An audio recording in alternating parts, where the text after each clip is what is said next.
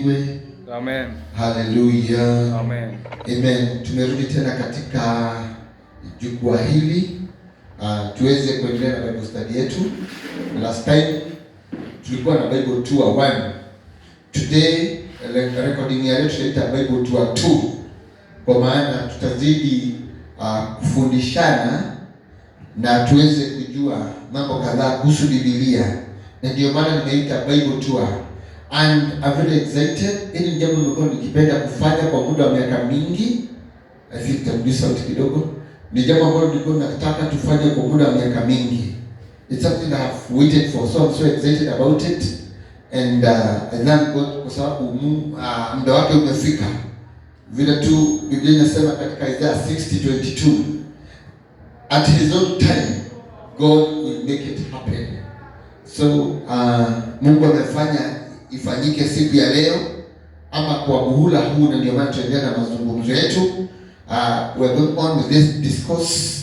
We are studying about the Bible kwa sababu nilipata shaka sana kuongea na Wakristo wengine na kulingana wenye wanaongea hawaelewi Biblia imetoka wapi. Na as we normally say that the Bible is not complete, but whatever we have is sufficient for us. And ili tuwe na mwongozo mzuri, nataka tusome katika kitabu cha Petro wa kwanza, 1 Peter, so that tuwe na wazo la siku ya leo na tuwe na mwongozo wa neno la Bwana. Na tukiendelea nitakwambia kwa nini nimesema the Bible is not complete but it is sufficient. So tukienda katika kitabu cha Petro wa pili, 2 Peter 1:16. The Bible says, "For we have not followed cunningly devised fables, when we made known to you the power and the coming of our Lord Jesus Christ, but we were eyewitnesses of his majesty."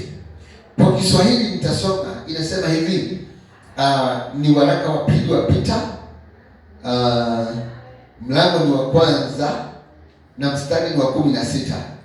Inasema hivi Biblia, maana hatufuati hadithi zilizotungwa kwa werevu, tulipowajulisha ninyi nguvu zake Bwana wetu Yesu Kristo na kuja kwake, bali tulikuwa tumeuona wenyewe ukuu wake. Petro hapa anasema kwamba katika Biblia ama maandiko ambayo tunasoma sio hadithi zimetungwa kwa werevu. That's what the Bible is saying. Cunningly devised fables. Hadithi ambazo zimetungwa kwa werevu. Unajua hii dunia kuna hadithi nyingi zimetungwa, na zimetungwa na watu wenye ustaarabu na watu wenye uzoefu wa kuandika hadithi. Hivi kwamba hadithi inaweza andikwa ikana kama ni kweli, lakini sio kweli, maana ni hadithi. Lakini Petro akijua na Roho Mtakatifu anatufahamisha kwamba hatufuati hadithi zilizotungwa kwa werevu, bali ambacho tunafuata ni reality ama mambo ambayo yalifanyika. Na ndio maana Petro anasema kwamba sisi wenyewe tulikuwa mashahidi, kwa maana Petro alikuwa shahidi ya mambo ambayo Yesu mwenyewe alifanya na akayaona. Kwa hivyo yeye sio ati alienda kutafuta habari. Hapana. Yeye alikuwa eyewitness, aliona haya mambo. Na ndio maana tukasoma katika waraka wa Timotheo wa pili katika mlango wa 3:16. Timotheo anaambiwa hivi na Paulo, all scripture is given. Bwana sifiwe sana. Inasema hivi, all scripture is given by inspiration and it's profitable for doctrine, for reproof, for correction. Sasa kurudia sana maneno hayo maana tuliyasoma, lakini kwa Kiswahili nasema hivi, maana pengine hukuelewa kwa Kiswahili. Yasema hivi, kila andiko lenye pumzi ya Mungu lafaa kwa mafundisho. Kwa hiyo kila andiko ambalo tuko nalo hapa ni pumzi yake Mungu, na katika hiyo pumzi yake Mungu tunapata mawaidha na mafundisho. Na ningependa tu kutoa mwelekeo ambao tulikuwa tunafuatilia maana nimeona kwamba ni vizuri kugawanya hii Bible tour na vipimo fulani ama viwango fulani, na niwe na subtitles katika this Bible tour. Na kunishangaza na sababu yangu kubwa ya kufanya Bible tour, kuna mtu mmoja ambaye namheshimu sana, amekuwa mwalimu wangu ama mzazi wangu wa kiroho, lakini nikasikia, sijui alipata wapi haya maneno. Alitaja maneno ambayo alikuwa amepata kwa vitabu ambavyo haviko katika hii Biblia yetu ambayo tulisema last time kwamba ni the canon, the 66 books ni the canon. Alianza kutaja kitabu ambacho tunakiita pseudographer, yaani kitabu ambacho ni mtu aliigiza mtu mwingine. Kwa mfano, ukisoma katika Biblia kuna wale ambao ni wanafunzi wa Yesu. Sasa kuna mtu alijifanya yeye ndiye Tomaso na akaandika kile ambacho kinajulikana kama the Gospel of Thomas, na alipotaja ama aliponukuu vile kiko kimeandikwa, nikapata shaka, maana the Gospel of Thomas is a fake gospel. Ni gospel ambayo ikichunguzwa kabisa kwa kina haifai kufundishwa, maana hata kuandikwa kwake iliandikwa zaidi ya miaka 200 baada ya Yesu kupaa mbinguni.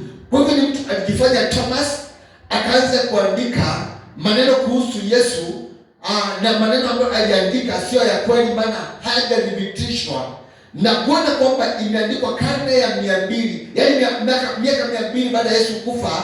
Hiyo ndio tunaita pseudographer. Ni mtu amechukua jina la mtu ambaye anitajika katika Biblia, anajifanya yeye ndiye mwenyewe anaandika kitabu, na mambo ambayo anaandika sio ya kweli na mengine ni ya uzushi. Na ndio maana niliposikia mtu ambaye nimeheshimu sana ataja maandiko kama hayo, mimi mwenyewe nikawa naoga.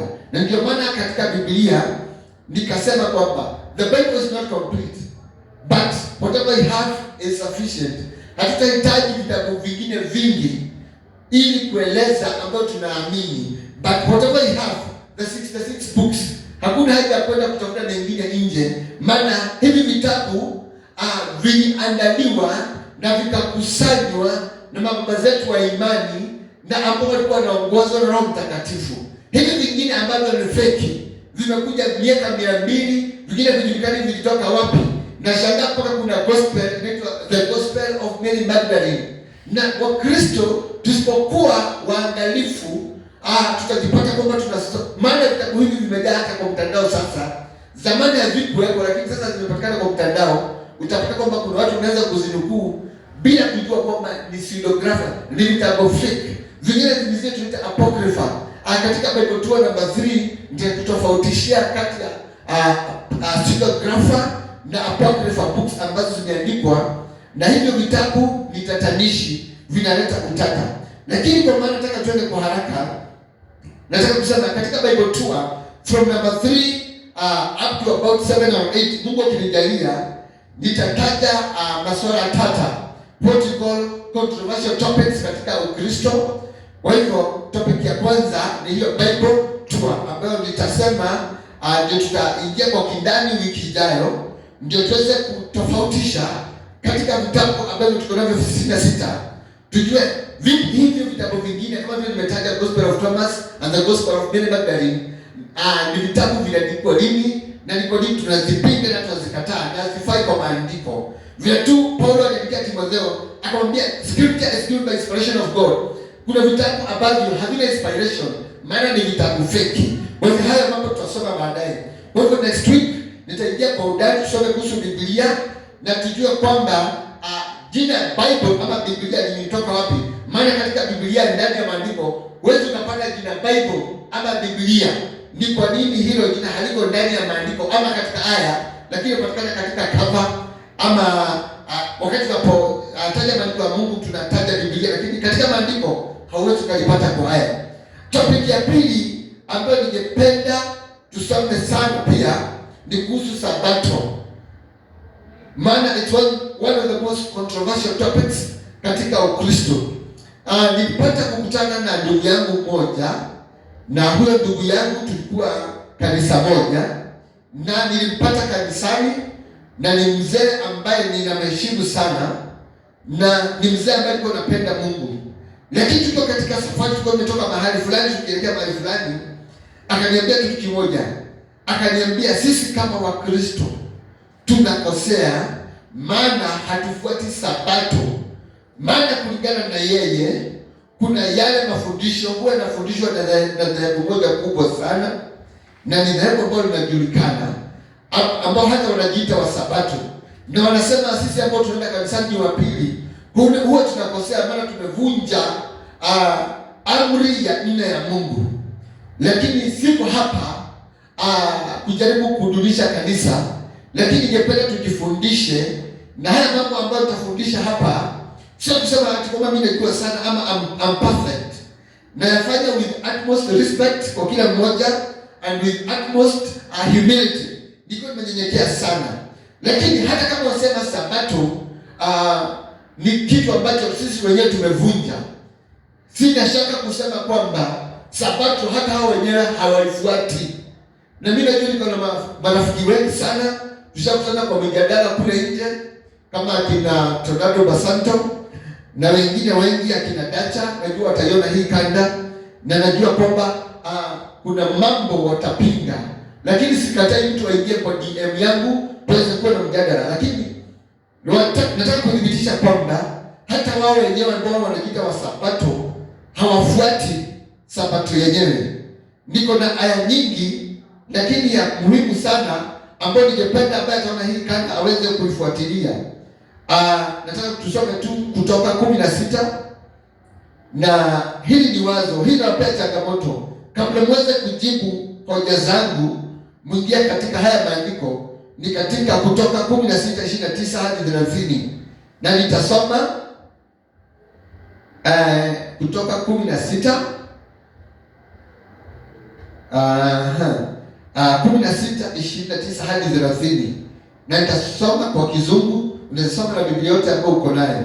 Kwa hivyo Kutoka 16:29 hadi 30 nitasoma na various versions.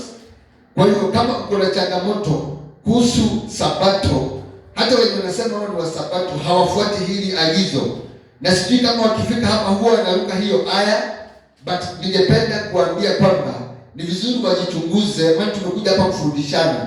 Kwa hivyo nakimbia kwa haraka, niingie pale 29 30 16 29 ndio natafuta kwa haraka, twende mpaka 30. Nitasoma kwa Kizungu ambacho kinaeleweka, na inasema hivi: See that the Lord has given you the Sabbath, and for this reason on the 6th day He giveth you a double provision. Let each man stay at home, and let none go out of his place on the 7th day. Verse 11 inasema hivi: so the people took their rest on the Sabbath day. Sheria moja ya Sabato vile imeandikwa katika Kutoka ni siku ya saba mtu asitoke kwake, na maandiko yamesisitiza katika 30 kwamba kila mtu alipumzika kwake siku ya Sabato. Kwa hivyo kama unataka kufuata maagizo ya Sabato, haufai hata kwenda kanisani. Maandiko yako wazi na Biblia hizi zikabadilika, yafaa ukae kwako na usitoke. Lakini cha kushangaza sasa unawapata kanisani, wengine hata wanakimbia wanaingia kwa hotelini kula. Hayo ni makosa.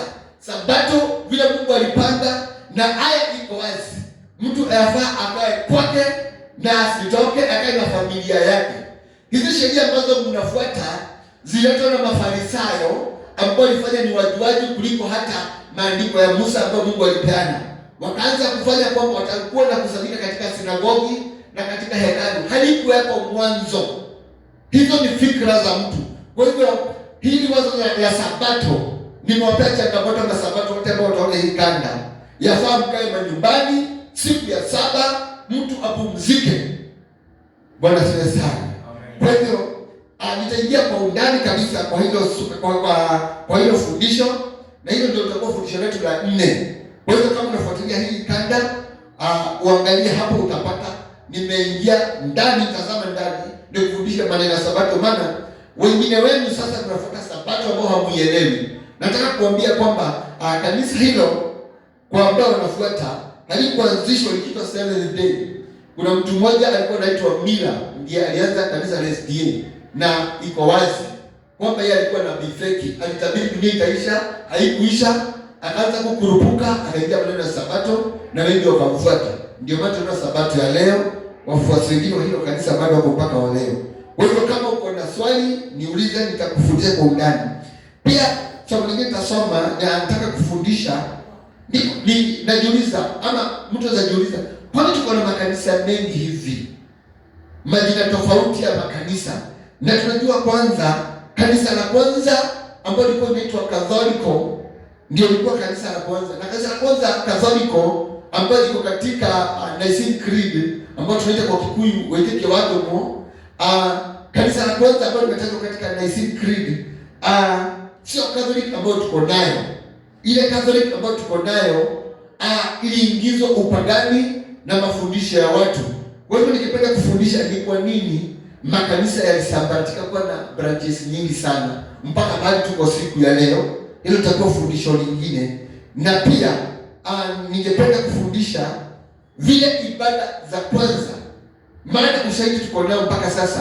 Ibada za kwanza ambazo zilifanywa na mitume zilikuwa zinafanyika aje? Maana ushahidi tuko nao mpaka leo, na ili kila mtu ajipime aone kama je, zile ibada ambazo tunafanya, je, zinalingana na ibada ambazo baba zetu wa imani walikuwa nazo? Fundisho lingine nataka kufundisha ni la kuelewa vitabu vyetu, sana sana what we call the prophetic books. Na nitaingia katika kitabu cha Danieli na kitabu cha Revelation, maana kuna watu wameingiza mambo ambayo hayafai, na ningependa pia kufundisha hilo jambo, na yote yatakuwa katika what we call the Bible tour. Pia lingine ambalo ningependa kufundisha ni kuhusu Trinity, Utatu Mtakatifu. Maana kuna kanisa moja kubwa sana duniani, lakini hili fundisho la Trinity limefanya hilo kanisa ligawanyike vikundi viwili, na kila kundi linarushia lingine maneno, maana wanatofautiana kuhusu Trinity ambao kitu Utatu Mtakatifu.